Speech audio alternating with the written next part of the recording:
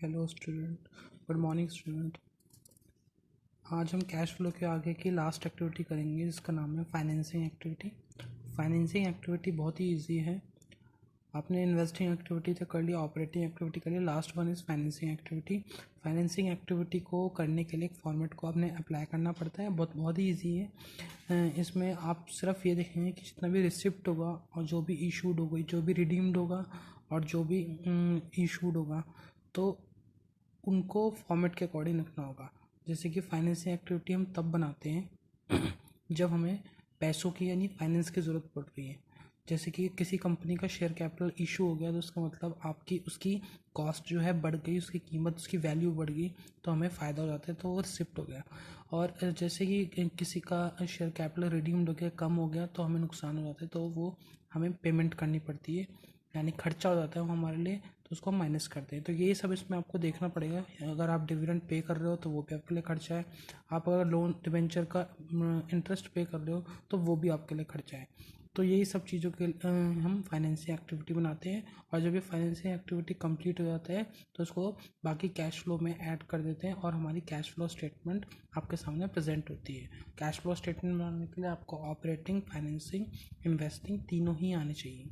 तो ये last one है फाइनेंसिंग। इसके बाद हम कैश फ्लो का पूरा क्वेश्चन कर सकेंगे। तो सबसे पहले यहाँ पे लिखा है cash flow from financing activity. आपको एक क्वेश्चन दिया है, इसमें इक्विटी शेयर कैपिटल 2 साल के दिए, 14 और 15 की। आपको इन दोनों में हर चीज़ 2 ईयर की दी है, तो उसमें इन दोनों में कंपेयर करना है कि वो इंक्रीज़ हो रही है, डिक्रीज़ हो रही है। इक्विटी शेयर कैपिटल 14 का था, 14 में था 2,10,000 का, 15 में हो गया 280 का, तो इसका मतलब बढ़ गया हमारा। और प्रेफरेंस शेयर कैपिटल था 70, फिर 42 का हो गया, घट गया। डिवेंचर था 1,40,000 का, फिर 70,000 का हो गया। सिक्योरिटी प्रीमियम था 21 का, 28 का, ये भी बढ़ गया, इंक्रीज़ हो गया। डिविडेंड कुछ एडिशनल इन्फॉर्मेशन और दे रखी है, डिविडेंड पेड कराया आपने, इंटरेस्ट पे कराया इतनी वैल्यू के साथ। तो मैं पहले आपको cash flow from financing activity का फॉर्मेट समझा देता हूँ, उसके बाद हम इसका सॉल्यूशन करेंगे। तो cash flow from financing activity में सबसे पहले हम देखेंगे जो भी चीज़ रिसीव्ड होगी, इशूड होगी या रिसिप्ट होगी, रिसीव्ड, इशूड या रिसिप्ट होगी, उसको हमें ऐड करना होगा। क्यों? क्योंकि अगर किसी की वैल्यू बढ़ रही है तो वो आपकी कंपनी के प्रॉफिट में ऐड हो जाता है, तो हमारे लिए फ़ायदा होता है, तो इसलिए उसको ऐड कर देंगे। और हमें जिसकी पेमेंट देनी होती है या कुछ इंटरेस्ट पे करना है, किसी का डिविडेंड पे करना है, तो वो आपकी कंपनी के प्रॉफिट में से ही पे करना होगा। तो इसलिए वो जब हम पे करेंगे तो हमारे पास कम हो जाएगा, यानी लेस करना होगा उसको। तो आपको इन चीज़ों का ध्यान रखना है। जो रिसीव्ड वाली जैसी चीज़ें होंगी उसको आपको ऐड में रखना है, और जो पेमेंट और रिडेम्पशन वाली चीज़ होगी या पे वाली चीज़ होगी तो उसको आपको माइनस करना है। उसके बाद हम ऐड बैक और माइनस कर लेंगे तो हमारी फाइनेंसिंग एक्टिविटी निकल जाएगी। तो मैं इस क्वेश्चन का एक सॉल्यूशन बता रहा हूँ। सबसे पहले issue of share capital, equity share capital था हमारे पास, इक्विटी शेयर कैपिटल था, इंक्रीज़ हो रहा था हमारा, तो इंक्रीज़ हो रहा था ऑब्वियसली ऐड में आएगा। तो कितना इंक्रीज़ हो रहा है? 70,000। आप देख रहे हैं 2,10,000 माइनस 2,80,000, तो 70,000 बनेगा। और साथ में मैंने इसका प्रीमियम भी लिख दिया है, नीचे प्रीमियम भी इंक्रीज़ हो रहा है। सिक्योरिटी प्रीमियम 21,000 से 28,000 यानी 7,000 इंक्रीज़ हो रहा है। तो 7,000 प्लस 70,000, 77,000 आपका इंक्रीज़ हो रहा है, जो कि ऐड के सामने लिख दिया है। ठीक है।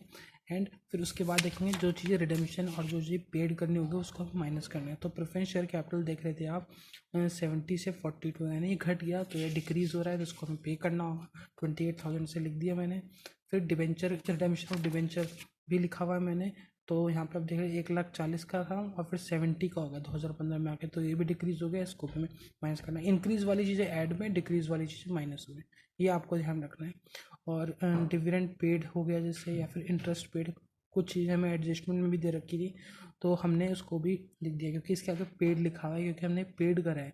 तो जब ये चीज़ें पेड करी तो हमें इसको अपने प्रॉफिट में से माइनस करना होगा, यानी कंपनी में इसके प्रॉफिट में से माइनस, हमारे पास से जा रही हैं चीज़ें तो इसलिए लेस में आएंगी।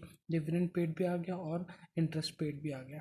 अब जो जो प्लस में था वो हमने अलग लिख दिया, और जो माइनस में था उसको ब्रैकेट में लिख दिया। और फिर आपको प्लस माइनस करना है, जो भी आंसर आ रहा है, चाहे वो प्लस में आ रहा हो चाहे वो माइनस में आ रहा हो, वो आपकी फाइनेंसिंग एक्टिविटी होगी। बस ये ध्यान जरूर रखना है कि जो जैसे हमारे पास 77,000 था और ये जो माइनस के फिगर थे वो ज़्यादा आ रहे थे, तो 77,000 में से इस माइनस के फिगर जो भी आ रहा था उसको माइनस करा, तो लास्ट में हमारा 45 500 ब्रैकेट में आ रहा है। ब्रैकेट में यानी ये जो माइनस वाले जो फिगर थे वो प्लस वालों से ज़्यादा थे। मैथमेटिकल कैलकुलेशन के थ्रू माइनस वाले फिगर थे जो प्लस वाले से ज़्यादा आएगा, तो माइनस वाला ही का ही साइन आता है इसमें। इसका मतलब कंपनी जो है लॉस में जा रही है, फाइनेंसिंग आपको ज़्यादा करनी है यानी पेमेंट आपको ज़्यादा देनी है। इस साइन का ये मतलब शो हो रहा है। तो इस तरीके से हम फाइनेंशियल एक्टिविटी निकालते हैं। फाइनेंशियल एक्टिविटी निकालने के लिए आपको इन चीज़ों पर बहुत ध्यान रखना होगा। जो है हमारे पास रिसिप्ट हो गई या पेमेंट हो गई, या फिर इशू है तो प्लस करो बस, और रिडेम्पशन मतलब ख़त्म करना, पेमेंट करना तो उसको माइनस करो। तो इन चीज़ों का हमें यहाँ पे बहुत ध्यान रखना होगा। और जिसको भी कैश फ्लो के नोट्स चाहिए वो अपने माई क्लास कैंपस ऐप में से कैश फ्लो के नोट्स ले सकता है। वो मैंने आपके मार्च में ही आपके ऐप में आपको पोस्ट कर दी थी, आप देख सकते हो उसमें जाके। उसमें फॉर्मेट भी है और हर एक्टिविटी के नोट्स भी हैं, तो उसमें से भी आपको मदद मिलेगी और यहाँ से आपको न्यूमेरिकल मिलेगी। लास्ट मंडे को मैं आपको इसका एक फुल न्यूमेरिकल करा दूँगा, जिससे आपको काफ़ी हेल्प मिलेगी। ठीक है, तो आप इन सब चीज़ों की प्रैक्टिस करिए, फाइनेंसिंग, इन्वेस्टिंग और ऑपरेटिंग की, और मंडे को एक फुल न्यूमेरिकल कर लेंगे। Okay, thank you.